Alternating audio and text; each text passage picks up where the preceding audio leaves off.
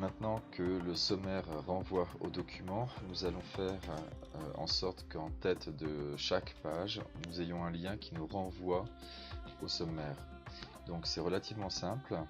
Je vais me placer au début du sommaire, donc je pourrais choisir de mettre mon signet en haut de cette page, mais du coup à chaque fois que l'on renverra vers le sommaire, on sera tout en haut de la page sur une partie du document qui n'est pas très intéressante, puisque ce qu'on voudra surtout avoir, c'est accès au lien hypertexte vers les documents. Donc ce que l'on va créer, c'est une sorte de va-et-vient. Donc là j'insère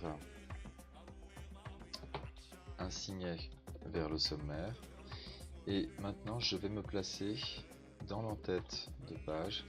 Alors, petite chose, si dans l'affichage ou Vista, si vous n'avez pas la règle, vous ne pourrez pas facilement manipuler les entêtes. Donc, dans affichage ou Vista, première chose, vous cochez la règle et vous allez voir qu'ici, vous avez une petite zone grisée qui correspond à la marge. Et c'est dans cette marge supérieure que se trouve l'entête de votre document. Avec un double clic, vous accédez à cette zone. Remarquez ici qu'on vous propose de fermer l'entête ou le pied de page, ce qui veut donc dire que vous n'êtes plus dans le texte mais dans cette zone là. Et dans cette zone là vous allez pouvoir faire un certain nombre de choses. Donc inversement, là si je suis dans le document, vous voyez que la partie supérieure est grisée, je n'y ai pas accès. Je clique et je vais faire beaucoup plus simple, je vais aller copier une image qui est dans le document, mais vous pourriez très bien l'insérer. On insère n'importe quelle image. Je copie mon image, alors elle n'a pas l'air de se placer dans la tête, mais elle y est bien. Cependant, vous voyez que le reste du document est grisé, mais comme elle était très grande, elle déplaçait tout. J'ai inséré une image. Pourquoi? Parce qu'à partir de cette image, je vais pouvoir réaliser une icône. Regardez cette image, elle est grisée, elle est sélectionnée avec les petits rectangles qui sont en gris, qui me permettraient de la modifier. Une fois qu'elle est sélectionnée, je vais donc faire le CTRL-K ou l'insertion d'un lien hypertexte avec le clic droit de la souris.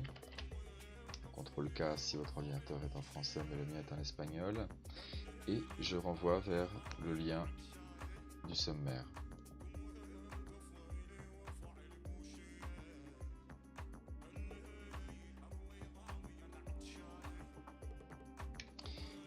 Alors attention, je vais enregistrer mon document dans le format actuel de Word. Là ici on a un vieux format, je vais l'enregistrer dans le format actuel, mieux vaut.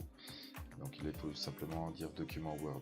Et là vous serez dans la version actuelle de votre programme. Ici c'est du Word 2015. Et à partir de Word 2007-2010, on a une fonctionnalité bien meilleure pour ce genre de lien hypertexte.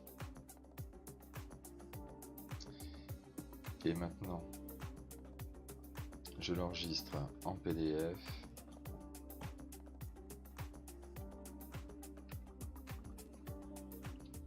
Je rebaptise.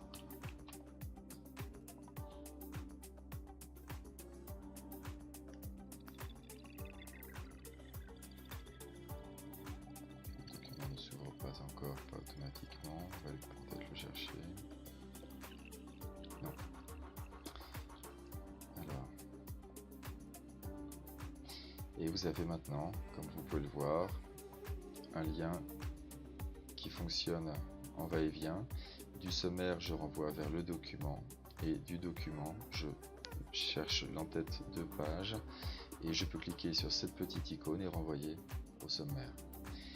Si vous ne voulez pas d'icône, vous pouvez très bien faire la même chose avec, pourquoi pas, la mention sommaire d'ailleurs.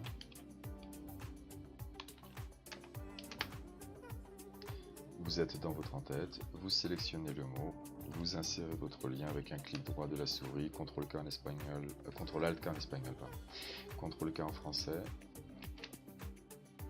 et vous répétez l'opération d'aller chercher dans ce document le signet ou le marqueur sommaire. Et là, ça apparaît en bleu. Je ferme. J'enregistre donc toujours dans la version actuelle du document. Et là, je vais le mettre donc en PDF. En le baptisant.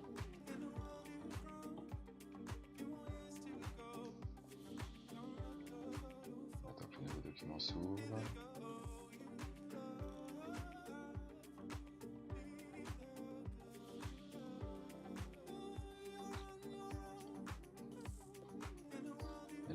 nous avons donc deux options, soit l'icône, soit la mention textuelle qui peut être plus explicite.